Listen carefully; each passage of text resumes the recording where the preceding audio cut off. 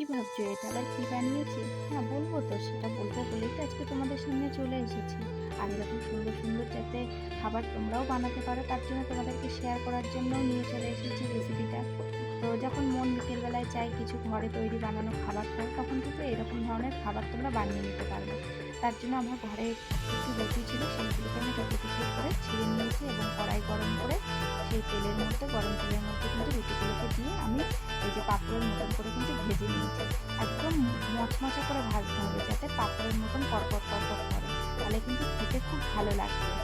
আর তারপরে আমার একটুখানি আলু সেদ্ধ আগের থেকেই মাখিয়ে রেখেছিলাম, আর সেই আলু সেদ্ধটাকেও কিন্তু পুরো রুটিটার উপর দিয়ে আমি দিয়ে দিয়েছি, মানে পাঁপড়টার উপর দিয়ে।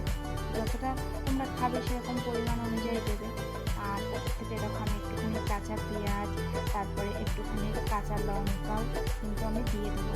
আসলে বন্ধুরা কি জানো তো, কখনো কখনো না একটু মনে হয় যে ঘরে কিছু বানিয়ে খাই, বাইরে যাওয়ার সময় যখন না থাকে, তখন এরকম ধরনের রেসিপিগুলো কিন্তু ভালো লাগে অল্প সময়ের মধ্যে। তারপরে একটুখানি ওপর থেকে এরকম আমি টক দই দিয়ে দিলাম। যেগুলো আমার ঘরে ছিল মোটামুটি সেই সব জিনিস দিয়েই কিন্তু আমি বানানোর চেষ্টা করেছি।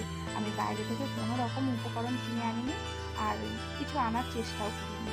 একটুখানি শশা কুচিও আমি দিয়ে দিলাম। আর এরপরে তোমরা একটুখানি সস দিয়ে দেবে, যেহেতু আমার মেয়ে খাবে, ও বায়না করেছিল আজকে এটা বানানোর জন্য। তো আমি ওপর থেকে কিন্তু একটুখানি সস দিয়ে দিলাম। মোট কথা তোমরা কিন্তু এটাকে ঘরোয়া পাপড়ি চাটও বলতে পারো। সত্যি কথা বলতে বন্ধুরা, এটা বানিয়ে তোমরা খেয়ে দেখবে, একদম অসাধারণ লাগে। আমি তোমাদেরকে 100% বলতে পারি, একবার খেলে কিন্তু তোমরা আর একবার খেতে চাইবে। তো এরকম কিছু বাদামও দিয়ে দিলাম ওপর থেকে। সব কিছুই কিন্তু আমার ঘরে রাখা ছিল, তোমাদেরকে তো আগেই বলেছি।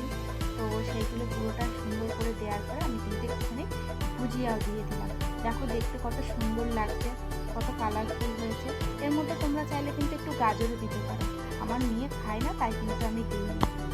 যা যা উপকরণ দেওয়ার তা কিন্তু আমার সব কিছুই প্রায় হয়ে গেছে। সবশেষে একটুখানি বিট নুন ওপর থেকে ছড়িয়ে দিলাম।